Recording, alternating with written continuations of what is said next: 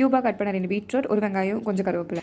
எண்ணெய் நல்லா காஞ்சிருச்சு. அதில் 1 டீஸ்பூன் கடுகு போட்டு கடுகு நல்லா பொரிஞ்சு வந்ததும் அதில் வெங்காயமும் கருவேப்பிலையும் நம்ம சேர்த்துக்கலாம். வெங்காயமும் கருவேப்பிலையும் நல்லா வதங்கினதுக்கு அப்புறமா நம்ம 2 காஞ்ச மிளகாவும் 4 கட் பண்ணி வச்சுருக்கோம். அதை இதில் சேர்த்துட்டு அதை நல்லா வதக்கிக்கலாம். இதை காஞ்ச மிளகா நல்லா எண்ணெயோடு சேர்ந்து வதங்கினதுக்கு அப்புறமா நம்ம கட் பண்ணி வச்சுருக்க பீட்ரூட்டை இதில் சேர்த்துக்கலாம்.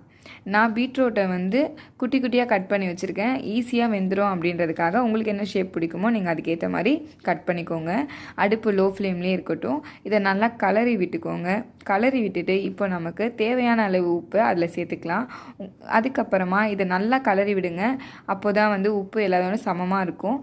கலரி விட்டுட்டு அடுப்பை லோ ஃப்ளேம்லேயே வைங்க. அப்போ தான் அது நல்லா வதங்கும். எண்ணெயோடு நல்லா அது வதங்கினதுக்கப்புறமா ஒரு தட்டு போட்டு அதை மூடிடுங்க. அந்த 5 நிமிஷம் கழித்து அந்த தட்டை திறந்திங்கன்னா பீட்ரூட் நல்லா வெந்து ஸ்மெல் வரும். அப்படி வந்ததுன்னா அது நல்லா வெந்திருக்குன்னு அர்த்தம். அப்படி வெந்திருந்துச்சுன்னா அடுப்பை ஆஃப் பண்ணிக்கோங்க. வேகலை அப்படின்னா 2 நிமிஷம் எக்ஸ்ட்ரா வேக வச்சுக்கோங்க. ஸோ ஃப்ரெண்ட்ஸ், நம்ம பீட்ரூட் பொரியல் ரெடி ஆகிடுச்சு.